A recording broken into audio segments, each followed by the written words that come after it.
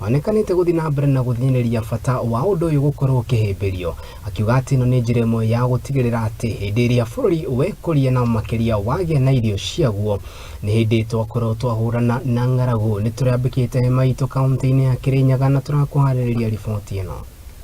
Nikanite kurahura sekta ya urimi guku bururi-ini na arimi matiganite matitigitwo na thutha gutigirira ati ni manyitanira na thirikari niguo gwetha njira njeru cia gukinyaniria undu uyu. Ni monanio-ini ma urimi na kuria twambikite hema haha arimi magitutariria njira njeru iria mathugundite cia gutigirira undu uyu no wakinyira na. The tractor you see at the far end there is what we call a trenching machine. It's a trencher.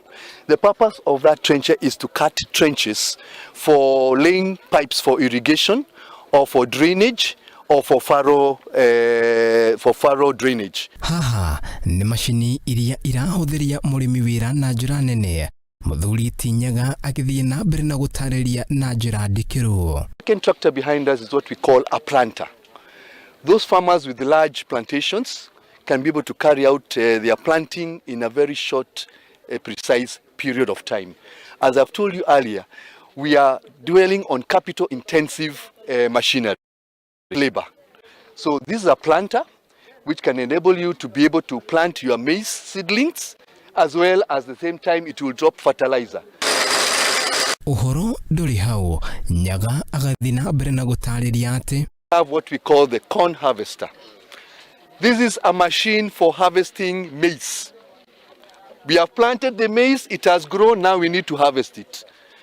As you have seen earlier on in the clips, this machine can be able to harvest 2 rows of maize at the same time. So it's able to suck in the maize stalk through this channel. This is one line of maize, this is another line of maize.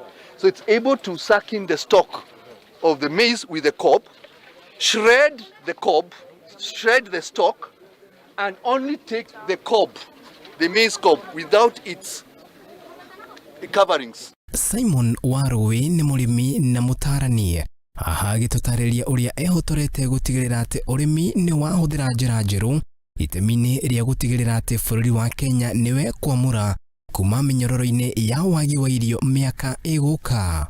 KUHIMBIRIA is a company that is interested in boosting agriculture in the country, especially by lowering the cost of production using technology. Waruwe ni ahithuritie ati bururi wa Kenya urutaga gicunji kinini kia mucere guku akiuga ati mucere muingi uria uthikaga bururi-ini ni wa bururi-ini mana. At the moment production, and there is a reason as to why we are doing that. The main reason is because Kenya is a rice deficit country. We are consuming about a quarter of the, we are producing about a quarter of the rice that we consume here. 3/4 is imported. And the reason as to why people prefer the imported rice, one of the reasons is that imported rice is cheaper.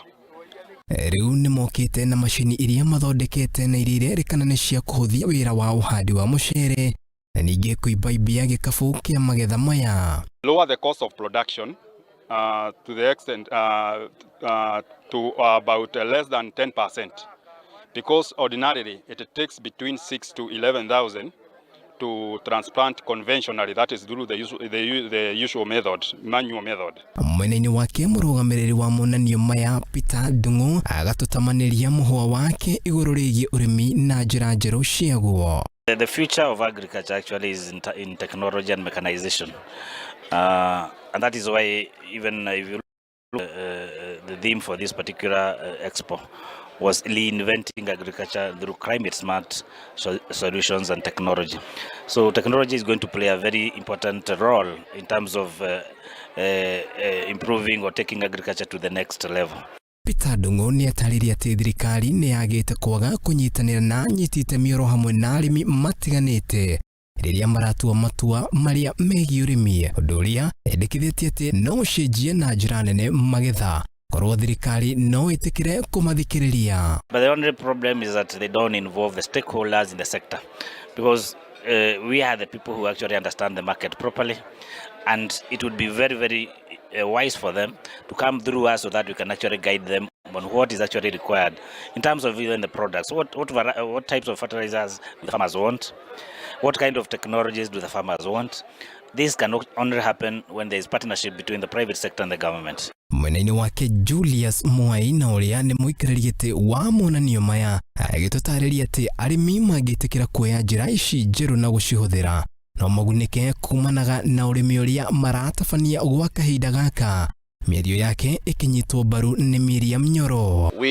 We as farmers, we are adapting those new technology in agriculture, which they help farmers in terms of management decisions, when to use the product, which product to be used, what's the problem in the soil, and the problems in the crops. So it to become easier for the farmer to make a decision when they adapt technology. When the government and other stakeholders come in, they are able to make agriculture progress. And when we produce, you see, the more we farm, the more land put into agriculture, the more production, and therefore we are assured of food security. Arita njira ya gutigirira urimi ni weyukiriria guku bururi-ini anyitite mioro hamwe na arimi ni magomanite hamwe kigomano-ini kia hamwe kia monanio gutigirira ati ni marira njira itiganite cia gutigirira ati ni mahura njeki sector ya urimi. Ngiribotera Muthingi TV kuma mwena wa Mwea kauntaini ya Kirinyaga Yuki waduati. Haya nĩ riboti njegeo na ngatho cia mwanya kũrĩ mũndũ gwĩtwo Bashia nĩ gũtigĩrĩra atĩ mbica icio nĩ ciakinyĩrana na njĩra ya wagĩrĩru. Tũgĩthiĩ na mbere nĩ atĩ